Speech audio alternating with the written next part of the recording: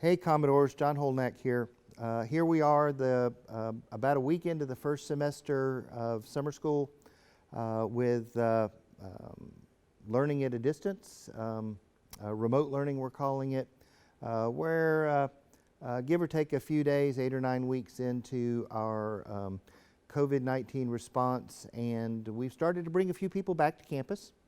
Which is a really positive thing. We're following Governor DeSantis's executive orders in his recommendations on when to phase in returning to normal. So employees are starting to return back to the college in smaller numbers, but in different departments. And we're going to take a look at everything in about another week and make a determination about whether we're going to speed things up or not. A lot of it, as you would imagine, depends on what the governor shares with us as to his directions for the state, and we'll follow his lead. Things are going fairly well at your college. While you've been gone, we've had a chance to spruce things up a bit, make a few repairs, and do a lot of cleaning to make sure that when you are able to return to face-to-face classes, that we're ready for you and that you know that you're in a safe and secure environment. You know, along those lines, some of you, when you come back to classes, are going to feel the need to wear a mask, and there's nothing wrong with that. And anybody that tries to give you a hard time, have them come by my office and they can find me wearing my mask. You know, this is just going to be part of our new normal, that those particularly people that have respiratory problems or any particular reason for concern, you don't have to necessarily be at risk. It could be that you're the caretaker for somebody that might be at risk, and you just simply don't want to chance it. And I certainly understand that, and I think everybody else should as well. So masks are fine, gloves are fine. We'll have hand disinfectant around campus. Know that every night, kind of like the stores and other places that you've been frequenting during the storm, after you've gone home, the folks that are still here are making sure that we're taking care of the college and getting things cleaned up and ready for the next day. So safety and security is going to be our #1 priority for you.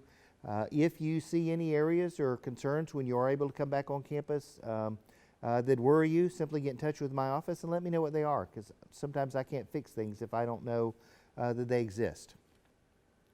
I'm sitting here on the set of The Miracle Worker. That was a play that was yet another one of the victims of the COVID-19 pandemic. You know, not all of the victims of this pandemic are people that got sick. Many of you have been victimized by this. Some of you have lost your jobs. Somebody in your family has lost their job. Some of you are worried about how you're going to make your next mortgage or your rent payment. One of the things I can tell you is that we're not going to let this pandemic stand in the way of your education. So if you find yourself in a difficult spot financially and it's impacting your ability to go to school, let us know. We were able to help some students, a fair number of students, thanks to the CARES Act passed by Congress and signed into law by the President, that provided some money we were able to distribute directly to students at the end of the spring semester. We hope to perhaps be able to do that in some degree a little bit later during the summer. And so if you happen to be on campus, make sure you keep an eye out for any notifications, because any resources that we're given to pass on to students, we're gonna pass them through fairly quickly. And maybe those of you who are trying to fit in school with just surviving, maybe this will help out a little bit for you. I would ask you to really concentrate maybe for the next week or so on trying to find those folks that are really getting beaten up by this pandemic and our community's response to it. You know, there's a lot of people that have been shut in for a while, and they're pretty lonely and pretty distraught.